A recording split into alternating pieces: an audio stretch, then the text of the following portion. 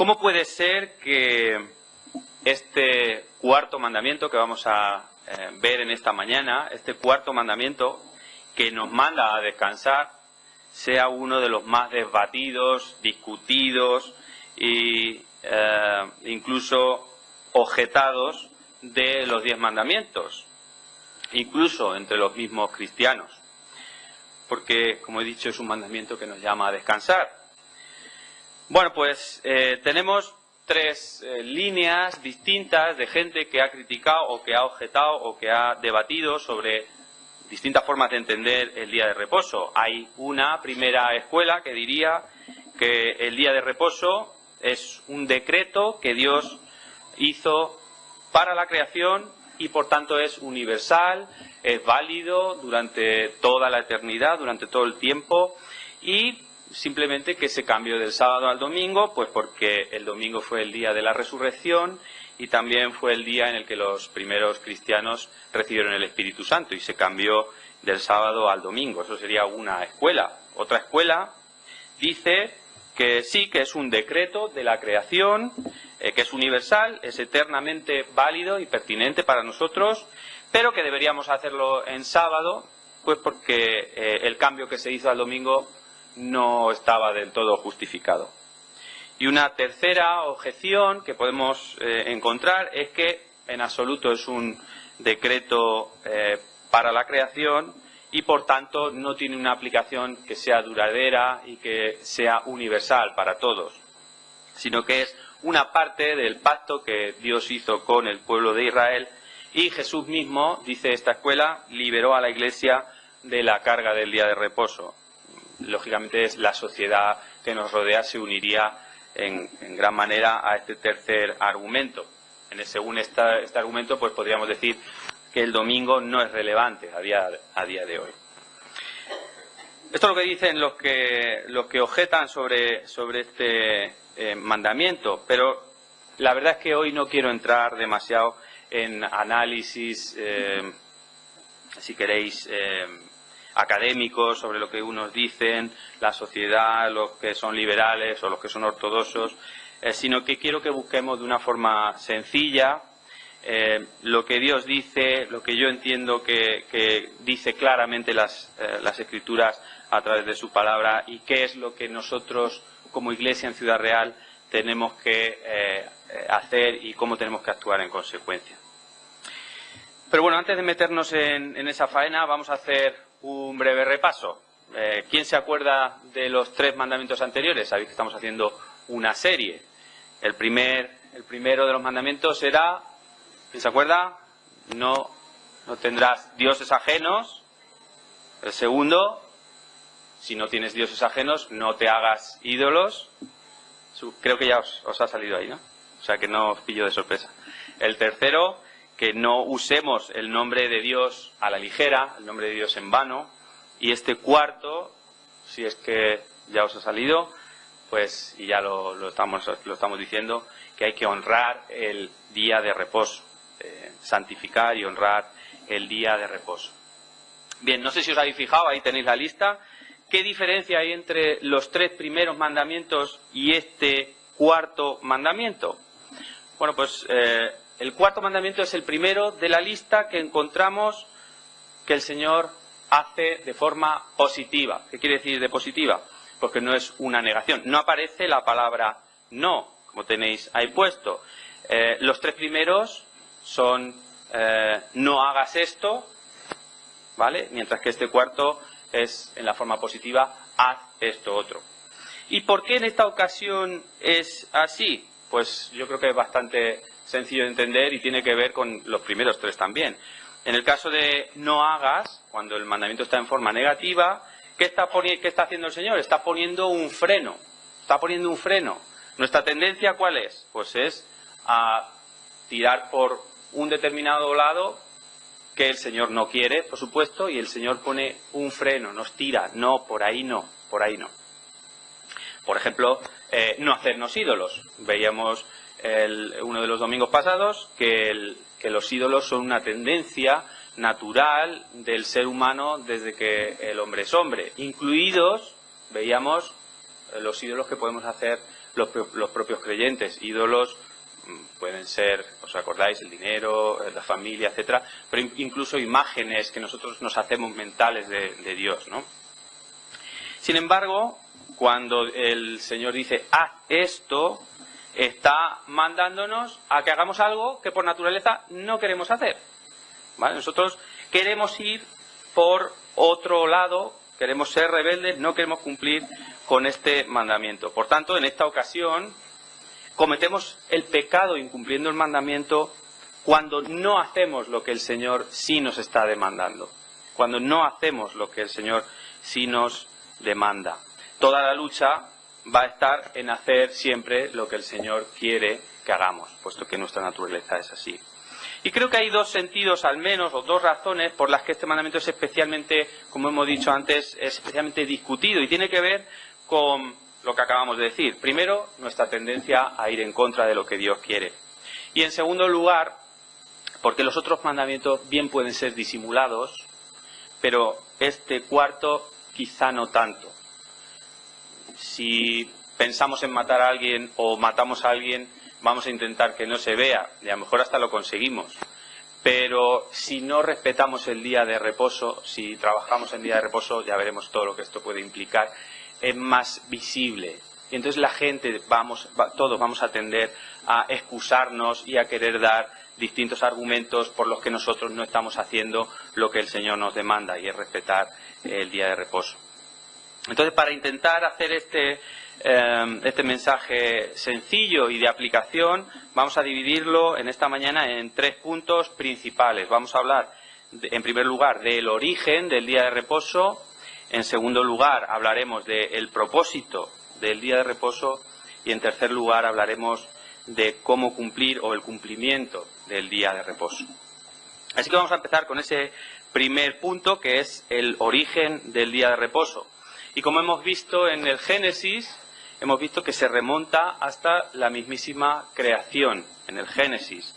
Dice Génesis 2.1, fueron pues acabados los cielos y la tierra y todo el ejército de ellos, es decir, todo estaba ya terminado, y acabó Dios en el día séptimo la obra que hizo, y reposó el día séptimo de toda la obra que hizo, y bendijo Dios al día séptimo y lo santificó, porque en él reposó de toda la obra que había hecho en la creación.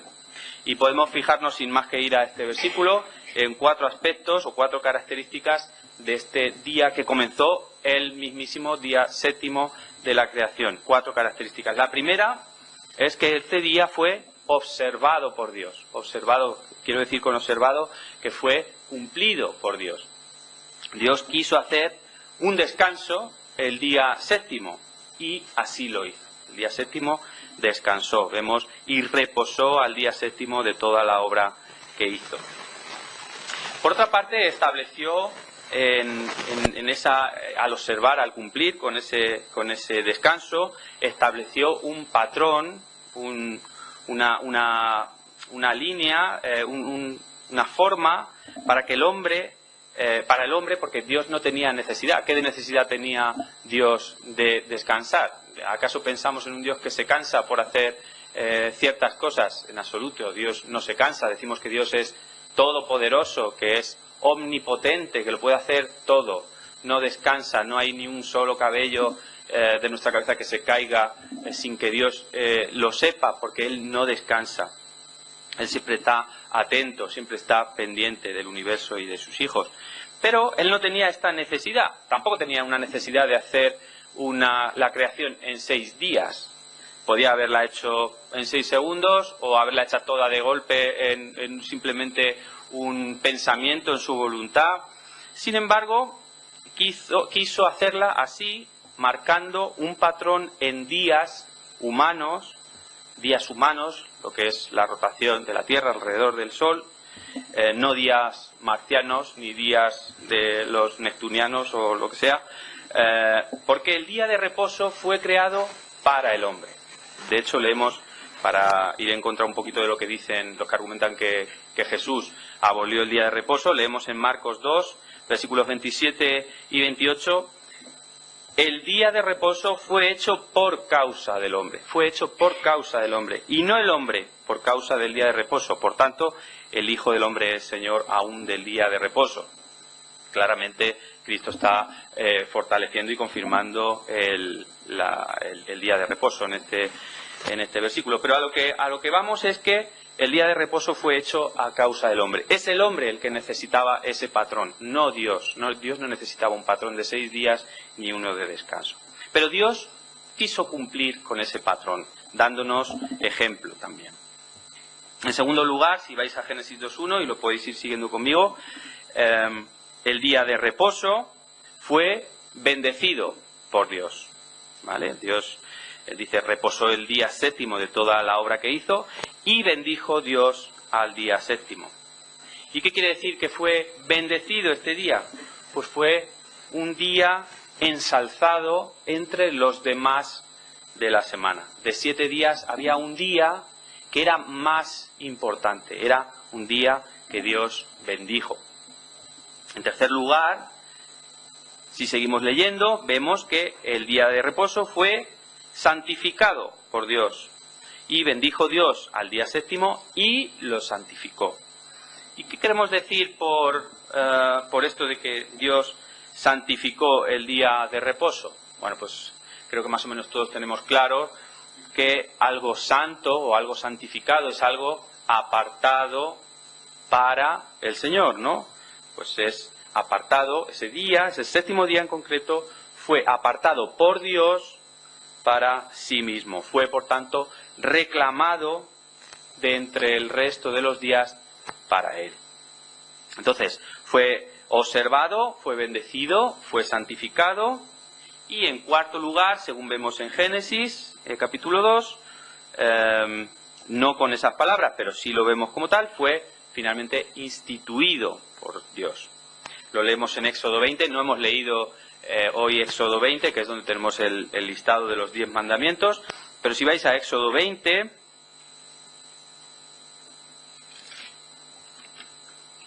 leemos allí, en el versículo 11, Éxodo 20, versículo 11. Porque en 6 días hizo Jehová los cielos y la tierra, el mar y todas las cosas que en ellos hay, y reposó en el séptimo día. Por lo tanto, Jehová bendijo el día de reposo y lo santificó. Ahí lo tenemos instituido dentro de los 10 mandamientos, y es una cosa que ya venía de antes. Nosotros tenemos constancia en la ley, en Éxodo, pero fijaos cómo ahí en el versículo 11 ya está diciendo que esto viene de antes. No es una cosa que fuese a partir de los 10 mandamientos, sino que ya venía desde antes, lo cual nos confirma que es un día instituido por Dios en la misma creación. El pueblo de Dios, de hecho, ya tenía constancia de lo que era el día de reposo y lo cumplía. Y Cristo mismo reconoció esa institución en esos versículos que hemos visto antes. El día de reposo fue hecho a causa del hombre, fue hecho por causa del hombre, el Señor. Estaba pensando, estuvimos el otro día montando el árbol de Navidad en estas fechas, ¿no? Vimos ahí ponemos nuestro arbolito de Navidad, las bolas, ponemos los detalles, las luces, se echa una tarde con las niñas, ¿no? Y al final, ¿qué es lo que se hace después de todo ese trabajo? Nos sentamos y lo vemos. Luego a lo mejor no lo hacemos ni caso ya el resto del año, ¿no? Pero en ese momento que hemos terminado, sí que le hacemos especial caso, nos sentamos y disfrutamos del trabajo. Y me estaba acordando de la obra de Víctor y Alda, que también han llevado bastante tiempo con ella. Han estado sufriendo con albañiles, con polvo, con trabajo físico, con limpieza, pintura, etcétera, etcétera, etcétera. Y entre medias de todo ese trabajo, difícil es sentar y contemplar una obra medio terminada. Pero ¿y cuando han terminado? Cuando todo está pintado, todo está limpio, ¿qué es lo que hacen? Seguro que luego no lo pueden decir. Seguro que se sentaron en su sofá y dijeron, ya está, por fin, ya está todo hecho, ¿no? Es un día especial, quizá incluso lo celebraron, o podían haberlo celebrado, quizá una comida especial.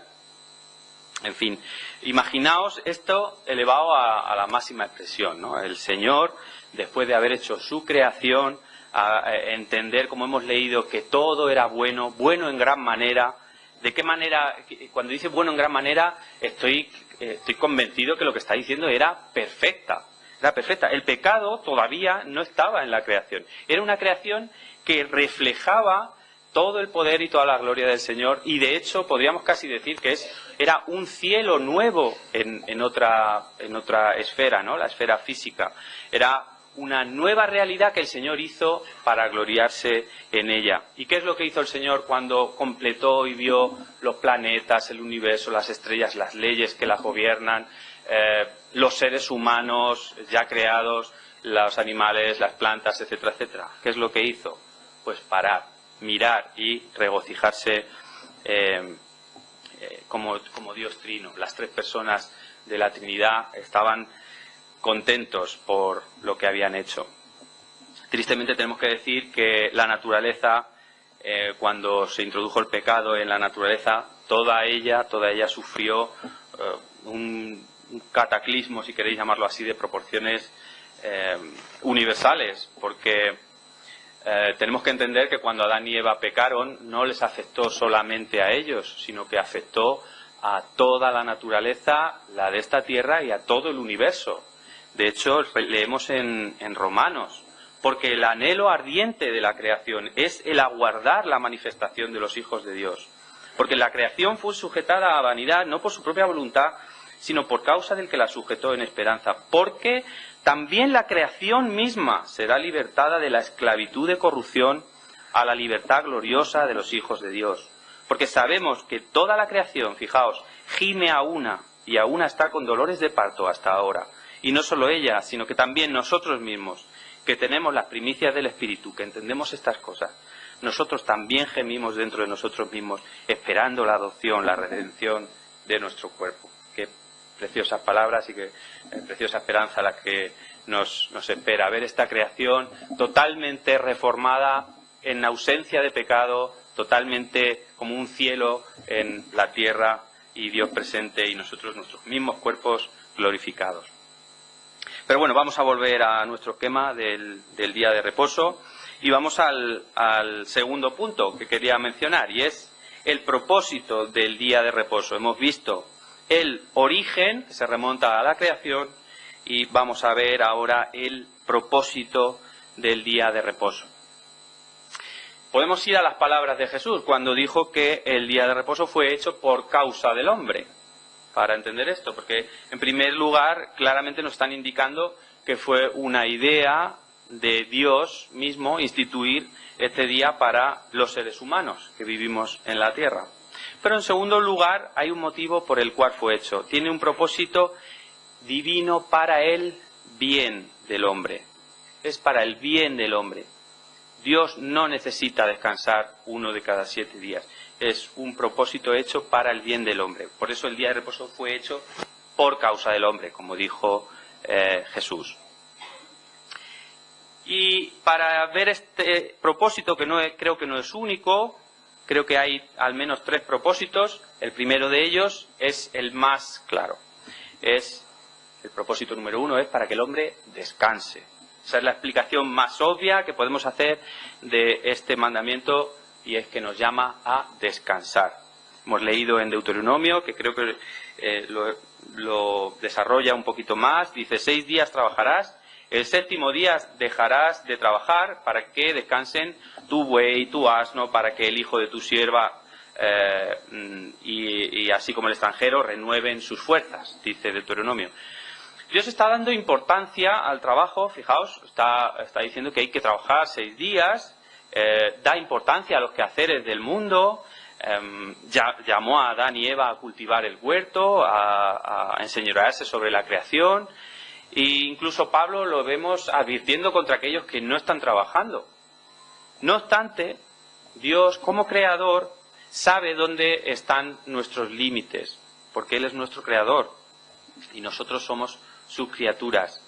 Es como cuando nos compramos un coche y nos viene en las instrucciones que cada 100.000 kilómetros, bueno, no sé cuántos exactamente, pero cada 50.000 kilómetros, por no decir muchos, hay que hacer una parada de mantenimiento. ¿Por qué nos lo dice el fabricante?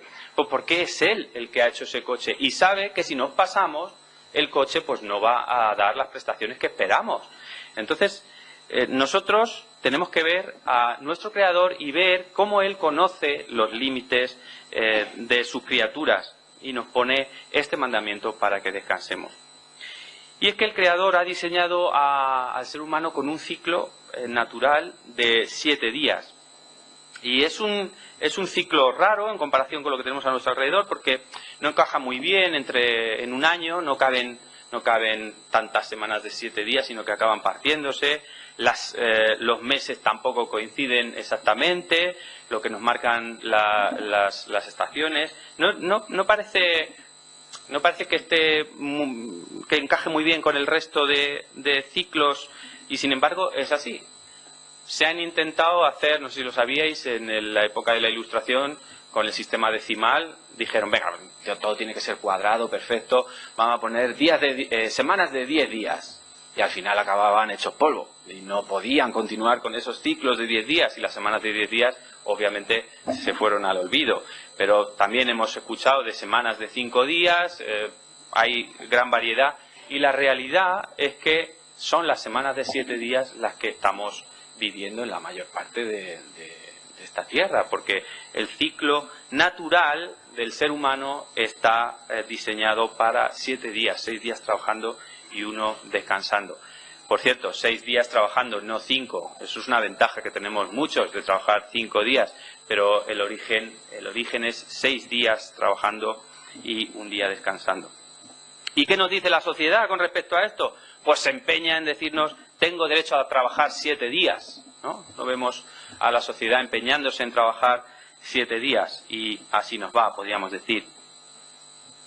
¿Y qué significa descansar tal y como nos está indicando este mandamiento? Porque podríamos decir, descansar es tirarme en el sofá, a lo mejor.